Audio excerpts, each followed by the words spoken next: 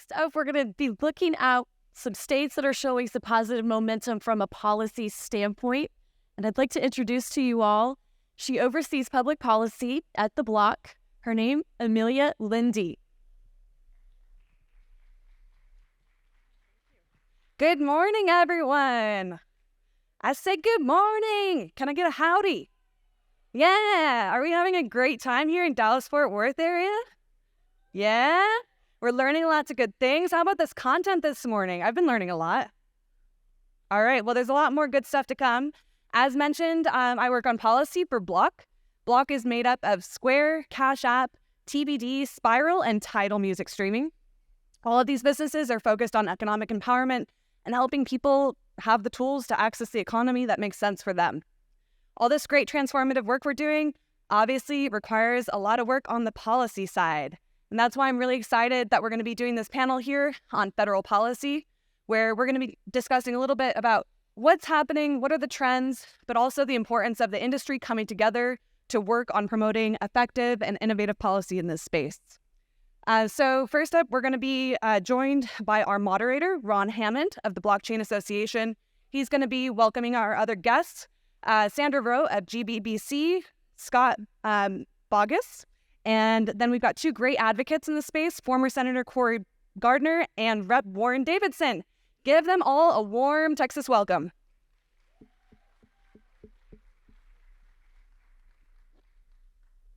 All right. Well, first off, thanks everyone for coming to this great panel here and this great conference. Thanks to the Texas Blockchain Association for forming this, and seeing everyone here has been really fantastic. But we have a great panel here, and I'm really excited to hear a lot from these speakers here from a variety of views here. So I want you to go down and give like 2 sentence, summary of who you are, and what you do, and what your previous experience was to be on this panel. So we'll start here with Sandra here. Why don't you introduce yourself? Sure. Hi, Sandra Rowe. Good morning, everyone. CEO of the Global Blockchain Business Council. We now focus on education and unpacking the complexity of blockchain and Bitcoin and crypto in plain English. That is our mission. Warren Davidson. I'm a member of Congress from Ohio, Army Ranger, business guy. In Congress, I'm on financial services and foreign affairs. Kind of fits the background. And been involved in this space since before Ron Hammond was my assistant in Congress. So it's great to see him doing great things. Yeah, thanks for having me. Cory Gardner. I served in the United States House and the U.S. Senate from the great state of Colorado for about 10 years, chaired the Asia Subcommittee on Foreign Relations, also the Power Committee on Energy and Natural Resources, and now work with Crypto Council for Innovation and a number of other companies within the digital asset space. I'm Scott Bogus. I work at Coinbase. I run the global regulatory policy. I'm a twice former academic, most recently from the University of Texas. And I've spent more than a decade at the Securities and Exchange Commission, former federal bureaucrat, working on a lot of the issues that I now work on today at Coinbase.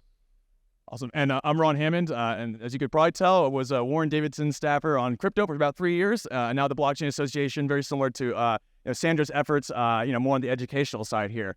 But Congressman Davidson, I want to start with you, actually, because we've had a pretty busy week on Capitol Hill, even though it was a little abbreviated here.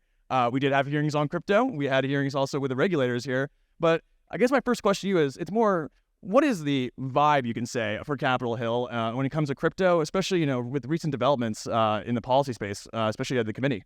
Yeah, so I'll just go back to July, and we had kind of the culmination of years of work come together, and we had the Fit for the 21st Century Act, kind of the digital asset market structure bill. We had a stable coin bill. We had our Keep Your Coins Act pass. And so, there was a lot of good momentum. We came right out of that, and a new member of Congress, Mike Flood from Nebraska, was the speaker of their unicameral legislature, had a conference in Lincoln. And kind of one of the takeaways from that is there are a lot of average voters and some of our colleagues who didn't really understand the distinction between crypto and central bank digital currencies. So we're like, we got to be very clear that we're hostile to central bank digital currencies, and we'll put that into bundle. So we came back in September. We got that bill. We moved Emmers and put some other ideas. The majority whip, Tom Emmer from Minnesota, moved his bill and put a bunch of other good ideas into it. So pretty strong anti-CBDC language. And then the place kind of blew up. We had a speaker fight. A lot of that actually came down to the schedule on appropriations. So we spend our money officially through 12 separate bills in Congress. And the fight has been to try to get 12 different conference committees with the Senate instead of one giant omnibus where essentially the lead Democrat, lead Republican in the House and Senate, the four corners as it's known, kind of broker some compromise. They put a 4,000-page bill out right before Christmas at like 2 o'clock in the morning, and then we vote at noon. And I'm voting no on that, almost no matter what's in it. But for the most part, everyone votes on it. That's the most bipartisan thing in Congress. That's how we're so far in debt. But that was really what the fight was about. And Speaker McCarthy was asking for a CR that went until yesterday, or today, actually, the 17th. And, 45 days, 6-7 week CR. In 3 of the weeks, we weren't supposed to be in session. And that's really where a lot of people started saying, I don't really believe that you're sufficiently committed to doing the appropriations bills. And they started backing off of it. Ultimately, the wheels came off the bus for a bit. There was a lot of drama. Most people probably noticed some bitterness, some angst, and some near fights, actually. And then we landed on this guy, Mike Johnson. Mike Johnson had 34 votes on the first ballot where he was a candidate for speaker. And then the next day, he's the Speaker of the House. So a lot of people had never heard of him. And it was almost supernatural. Everybody just came, oh, well, I could live with Mike. Mike's okay. Pretty good guy. And everyone kind of calmed down and got behind Mike Johnson ultimately. First big play call was the Israel funding thing. Worked popular in the House, but the Senate isn't going for it because apparently you found at least 51 people who do like the IRS. We thought it was a pretty popular thing to do is target the IRS. But Democrats have a plan to hire 5 infantry divisions worth of IRS agents in addition to the current giant staff. We don't like that idea. So we coupled it together. So there was enthusiasm from amongst Republicans. And then we did another CR. So that catches us up to this week. The big thing is what's going to happen with our bills. All the momentum we were building, where does that leave us in crypto? And, I don't know that anybody really knows Mike Johnson's views on crypto the way we knew Kevin McCarthy's. He's very pro this space. We know Chairman McHenry's very pro this space. And what we're fighting for is floor time. So we just pulled an appropriations bill, our 12th individual appropriations bill. So in theory, now we can actually start trying to conference with the Senate and we can have floor time on other topics. So that's the fight now is, can we get floor time to deal with these bills? So they're teed up to be ready to go. If they're not all the way there, they're very close to being there. There's been some dialogue back and forth, like, for example, with me and Congressman Jim Himes from Connecticut on making sure we could get commodity-backed stable coins. And so that's kind of primed, and we should be ready if we said, hey, you've got floor time in December, I think we'd be ready to go to the floor.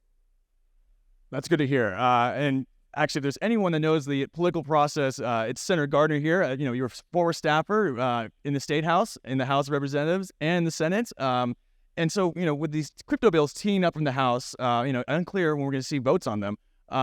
But what are your thoughts, at least on the current state of legislation from the House, the views of the Senate, which skews a lot more older, which we've seen a generational divide, especially when it comes to understanding crypto? And do you think we'll be successful, at least in Congress, trying to get something across the finish line in some way, shape, or form? Yeah, and I also served as the chairman of the Senatorial Committee in 2018, the National Republican Senatorial Committee. So understand a little bit about this cycle, because this map that's up for election in 2024 is actually the same group of seats that was up when I was chairman in 2018. So I have a unique insight to it. But I do want to point out that the Senate certainly skews a little bit older. I'm like almost 50, and I was like 30 years younger than anybody else. Somebody asked me one time what I thought my favorite part of the Senate was. I said hip replacement Wednesdays. That was my favorite part of the Senate. Look, I think this is a very consequential election, particularly as it relates to Fit 21, the other pieces of legislation, stablecoin, the ideas that are all out there for, Warren has a number of bills as well that he would like to see through. So if you look at the electoral consequences coming up for this election, in the House, you have a very tight majority as it is today. You've got just a handful of seats that control the outcome, the majority-minority numbers and breakdown. From all sort of intents, if you look at it from the pundits and you hear what they're saying, the maps, the numbers, this is a very challenging environment for Republicans to hold the House. And if you think about what that flip means from a Chairman McHenry going back to a Chairman Waters and what that could mean in the House, or whoever comes next in the House and what it is, that is going to dictate a lot of what that vote looks like if we don't get something done between now and the end of 2024, before the majority is up for election. In the Senate, this is very much an offensive cycle for Republicans in the Senate. If you look at the two most competitive seats in the U.S. Senate on the Republican side of the aisle, these are incumbent senators. The two most competitive incumbent races on the Republican side, we're sitting in one of those states. That's Ted Cruz's election, and I don't think he's going to have a problem. And that's Rick Scott's election in the state of Florida, and I don't think he's going to have a problem. But there are a number of Democrat incumbents who are up for election in very competitive seats. West Virginia, Joe Manchin just announced that he will not be running again. You've got a primary there between Congressman Mooney, the Governor Justice. I think you've got that is a seat that will most likely flip to Republicans. You've got Montana, John Tester running against Tim Sheehy, possibly Matt Rosendale as well through there. I think that's another seat that most likely flips. You've got competitive races in Nevada and Arizona and Ohio. And then you've got some other surprise seats, like Michigan that's an open seat that could be at play. So you're looking at a possible flip in the House, a possible flip in the Senate. But those have dramatic consequences for what legislation gets through as it relates to crypto industry, as it relates to digital assets, and how we are looking at pursuing policy that makes the United States home and leader around the globe for this industry. Very consequential, and it's if there's someone who understands, whichever side of the aisle owns, the House or the Senate or the presidency, education's important, and that's Sandra especially has been one of the OGs when it comes to educating Congress. Again, regardless of the folks who are in power and what party they're with. But Sandra, in your experience, how have you seen the progression of education in Congress through efforts like the GUBC? And what are your thoughts, at least when it comes to just the education play when it comes to legislation as a whole and moving it forward? So, first of all, I really appreciate the views of the insiders who tell us what a challenge we have. However, I do actually want to congratulate every single person and organization that has been slogging away year after year for the many years that it's taken. And we were just discussing it's taken a few more years than we had really hoped for things to move along. But I think the clear thing is we cannot give up hope. We cannot stop on the education front. We need to keep the pressure on.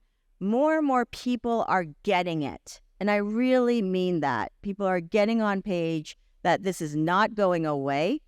They actually do need to understand. It becomes a part of their job description to understand. It is actually their responsibility in representing their constituents to understand. Whether they like it or not, that is not the point.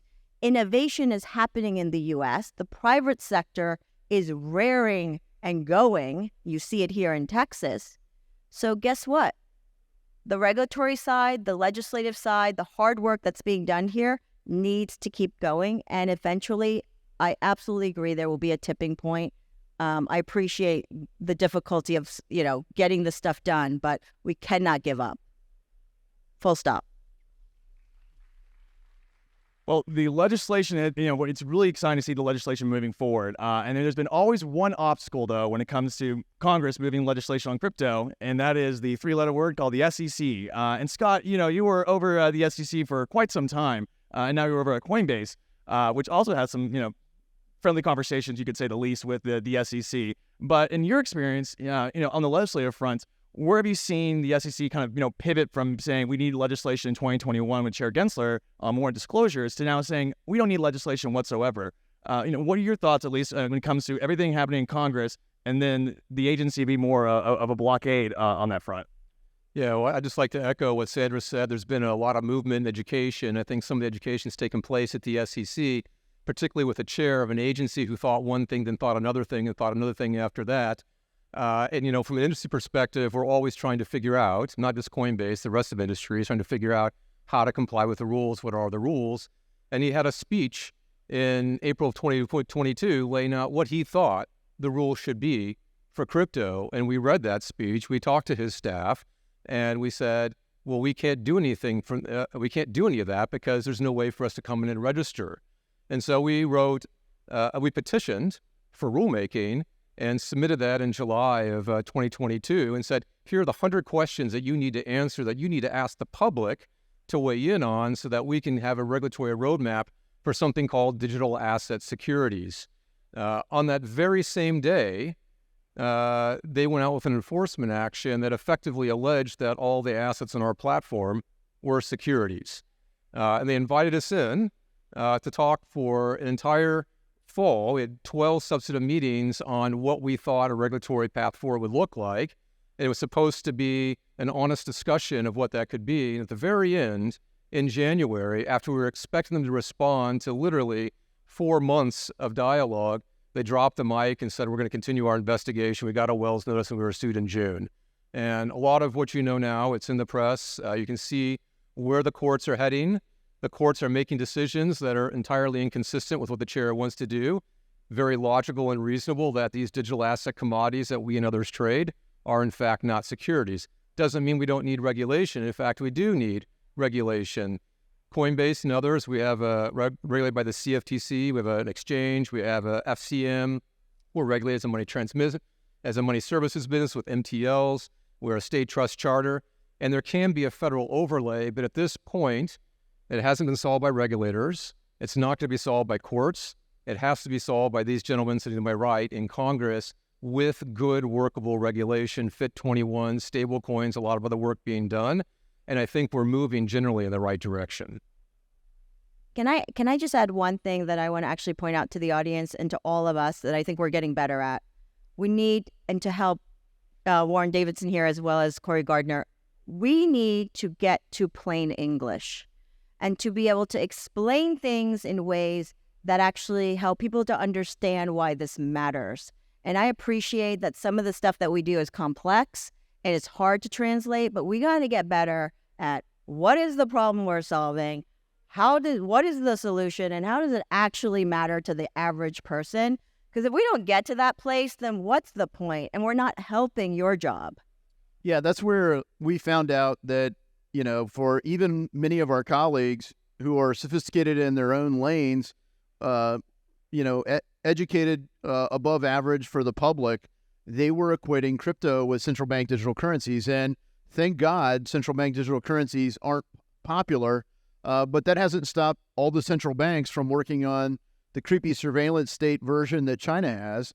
And probably most of the people in the room know that the Bank of International Settlement is pushing this. The IMF is pushing this.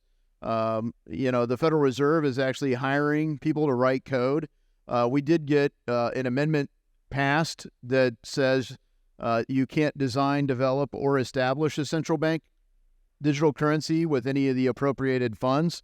That has to make it through final passage. So those things like that are why the appropriations process matters in the weeds, but you've got to take the public speak. Central bank digital currencies, to me, are like the equivalent of the Death Star. You can't let the empire build the Death Star and promise not to turn it on. Right? You don't even want it to exist. Don't design it. Don't develop it. Don't work on it. We don't want it to exist. And yet, making that clear, I think, is one of the basic things for us to be able to get support for the broader industry. I'm so glad you brought all this up, especially when it comes to terms of more the market structure that Scott was referring to, as well as the confusion in Congress happens all the time, even for folks who sit on the relevant committees, actually, to legislate and regulate this space. Senator Gardner, I want to turn to you and more on the educational gap. I mean, the Senate, as I say, skews so much older, and we've seen a lot more younger folks in Congress really be open to this technology on both the Democrat side and the Republican side. So in your experience, at least with an older Senate, a Senate Banking Committee that doesn't do too much usually, what would you be to folks both within the industry as well as both folks here? How do we move the needle to get the Senate to move on what the House is moving so far. Right. I think it's incredibly important. If you go back about 5 years ago, there was a very high-profile hearing in the Senate Commerce Committee that Mark Zuckerberg testified before. And this is back when they were still Facebook, and he was under a lot of scrutiny from Congress. And it was clear, if you go back and watch this again, 5 years ago, Senate Commerce Committee, it was clear that most members of the committee had no understanding of how Facebook worked. Period.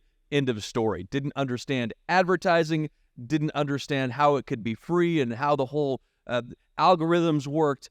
And it was a 3-hour hearing with ships passing in the night. So you have a regulatory interest, a legislative interest, trying to figure out what they're going to do to Facebook with zero understanding of how it actually works.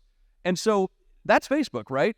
Fast forward to today, and you're talking about really complex industries, and the education component is important because remember, Congress is made up of 535 people who believe, some of them have a lot of understanding of digital assets, cryptocurrency.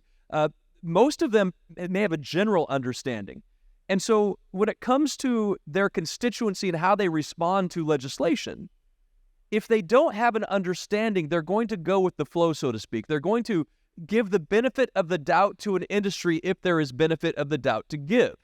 You add some challenges of FTX, you add some other bad actors to the mix, and all of a sudden that benefit of the doubt starts tilting. So members of Congress who don't have an informed opinion, because maybe they don't have a district that's interested in it, maybe they're not on the right committees, all of a sudden their benefit of the doubt isn't in favor of the industry, it's actually negative or antagonistic to industry. That happens if there's no education. And so that happens if you have a Senate hearing without the education and understanding of the members, of any company that could be there. And so that education component takes time and work. It takes engagement. It takes people in districts and states willing to work with congressional staff and the member, walk them through the company, how it works, what it means to have, trustless systems, what it means to, and what do you mean by that? I mean, I remember talking to a member of Congress and I said, I used the term trustless, and the member immediately said, oh, kind of like Congress. I said, no, that's not what I mean, but you could just see kind of the joke that they'd made.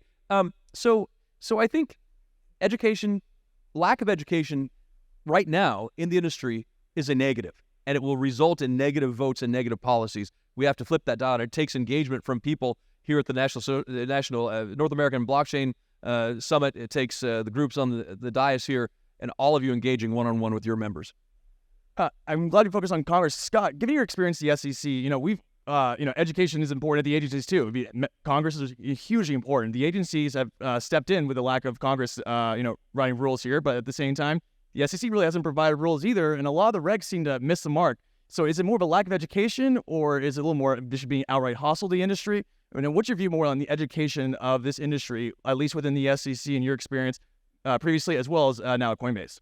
Yeah, so it's important to think about, when you think about an agency, there's like two constituents. There's the leadership, which is the political class. There's the staff, which is the permanent class. And I think at the staff level, there are a lot of staff at the SEC who understand digital assets, have been doing it for a decade.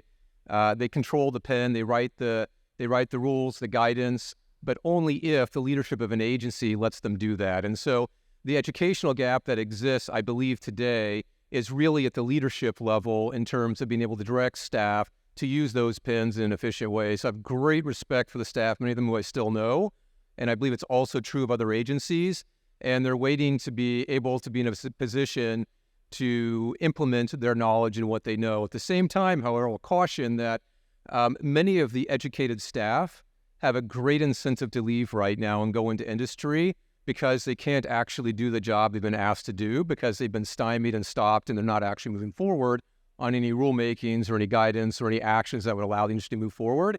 And that brain drain is real and is problematic, and we're seeing some of that right now today. Sandra, when you see this scene, the scene from Congress, the scene for the agencies, how do we compare to other nations that you're talking to and both advocating and educating? Are we behind, actually, or is it complicated all around? What's your thoughts? So, being global as we are, I have to look at the world in a macro level. And I will tell you from at least our vantage point, there is very much a sort of puffing of chest, I would say, coming out of Europe because they passed a major framework bill called MiCA, some people call it that. It's basically an acronym for a digital assets framework that for the first time would allow 500 million people access to digital assets, and the entrepreneurs who get this license, registration and licensing through, would be able to have an audience of 500 million people across the entire European Union. So think about how attractive that sounds. So with that passing and being implemented now next year, there is a bit of, I shall say, European pride that they've gotten that through, and that perhaps they may actually be leading the U.S. Some of them will tell you, yes, we're leading the U.S. So that global competition attitude very much exists. Now, here's the main point, though, I think. You need to have all the ingredients for success. It's not just about the regulatory framework. You've got to have the talent, the brain power, the investment, the money, the capital markets, the infrastructure. And I'll be frank with you. I appreciate that the U.S. is lagging behind on the regulatory and legislative front. We need to get there. But on all the other points, I would say the U.S. is still going very strong, and we just need to pull up the back end, right? So let's get it done. I love it. Let's get it done. Congressman Davidson, when we're talking about let's get it done, we got the stablecoin bill you mentioned, the market structure bill. You also have a self-custody bill as well.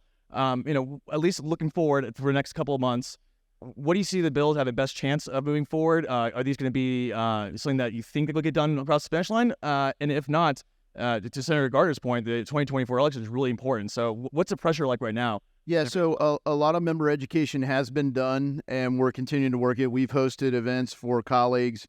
One of the tells, though, was the Agriculture Committee just did it by voice vote.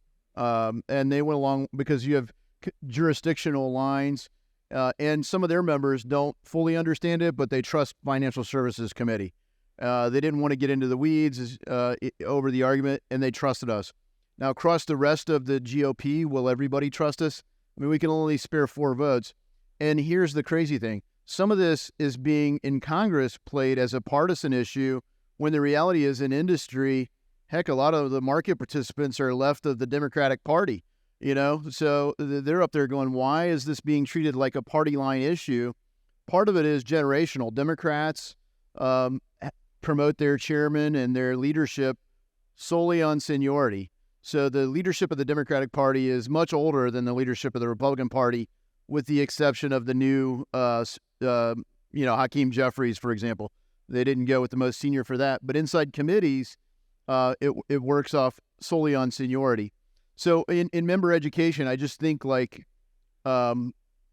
back and watch the digital asset market structure bill. I had a colleague who happens to be a Democrat, could have been a Republican, who was asking a question about Tether. He didn't realize that it was actually on chain. He thought going into the hearing that no one had any idea how much Tether there was in the world. And someone said, well, there's 86 billion right now. Well, how do you know that? Well, because from the Genesis block to today, every single transaction is auditable. And that kind of took away his next question, well, how can you? Oh, wait, yeah, you kind of just answered that. So, years into doing these hearings, that what we were talking about backstage, the idea that you're still fighting over whether something's a security or not, I don't know that we're going to win that debate with every member of Congress, but we do have to have built the credibility and trust to get them to vote yes. And I think we can do that in the House. I don't think everyone understood a 7-layer internet protocol when they passed the Telecommunications Act of 1996, and we're not going to need them to understand everything here, but we do need to get this across the finish line in the House. The concern I've got in the Senate is they do seem to lag behind a little bit in their understanding and in their ability to move legislation on virtually everything. And right now, one of the little turf wars is SOB 121, which is an accounting provision over how do you have to report your Bitcoin if you've got it on your wallet, as an example. And Bitcoin's safe because virtually it's the one asset everyone agrees isn't a security, right? So it's treated as real property. And so you can hold it on and not do mark-to-market movements. SOB 121 would require mark-to-market kind of provisions, which the tax people love because they look at that as a chance to pierce tax veils, cause liquidity events and all kinds of things. So the Senate is ultimately trying to take the lead on that, and it's going to be one of the tells, I think, coming up. Senator Gardner, I love it. We focus on actually stable coins. Actually, we've had Senator Representative Davidson talked about a lot of folks confusing CBDCs with stable coins or CBDCs with crypto. But we've also seen buy-in for the administration. The Biden administration said we need stablecoin legislation, Congress. You guys got to pass it. So there's buy-in from Republicans, buy-in from Democrats, there's buy-in from the administration. And yet at this point, it seems like things are kind of stalling out a little bit right now with stablecoin legislation. At least for this issue as a whole, as well as market structure and a few other crypto bills. How do you move the ball forward here, given your experience all over across the government? Yeah, and I want to echo something that Warren just said, too, is this is on the bipartisan nature of what's happening.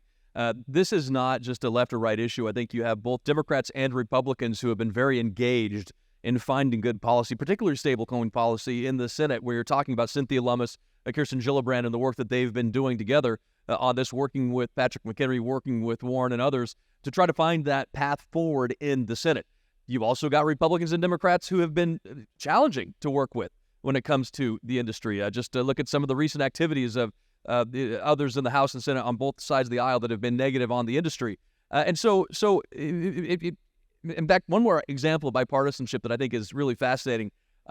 Fundraising, you'd think, is a strictly partisan exercise. Democrats go raise money, Republicans go raise money. They do it as a Republican, they do it as a Democrat. But Cynthia Lummis and Kirsten Gillibrand actually created a joint fundraising committee together where if I can't remember the exact name of it, but if you give money to that joint committee, the money is divided between the campaigns of Senator Gillibrand and Senator Lummis, a Republican and Democrat doing it together, because that's the kind of thing the industry represents, a bipartisan opportunity for success, and that's reflected even on the ground in a political campaign and environment. So a lot of talk about what it looks like, stablecoin bill as we reach the end of the year. You've got one sort of hope that always exists, and that's the National Defense Authorization Act, because the National Defense Authorization Act is the one piece of legislation that at least for 57, 58 years has moved through Congress every year. I don't think any other piece of legislation can say that.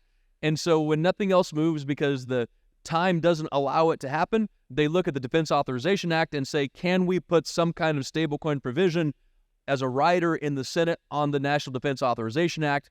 So certainly they're trying to find floor time. They're trying to find a bill on its own, but then looking at Defense Authorization Act and any other moving piece as we enter the last of the year to try to get there. And I love that we have, Representative Davidson from Ohio, Senator Gardner from Colorado, two states in particular that have done really good state policy for crypto, more on the Republican side for Ohio and more on the Democrat side for Colorado. And Scott, you guys have been leading a Stand With Crypto advocacy effort at Coinbase and really focusing especially on Ohio. Can you just talk about kind of the latest on that front, as well as kind of the strategy, at least for the 2024 election, and getting voters to care about crypto, especially with so much other pressing matters facing this country? Yeah, this is when you ask a reg guy about legislative initiatives. I will say that it's been a priority of our CEO, Brian Armstrong, to mobilize the base. A lot of people out there that have a voice, they want to be heard. As we've already heard, that it's a generational issue. It's not a partisan issue.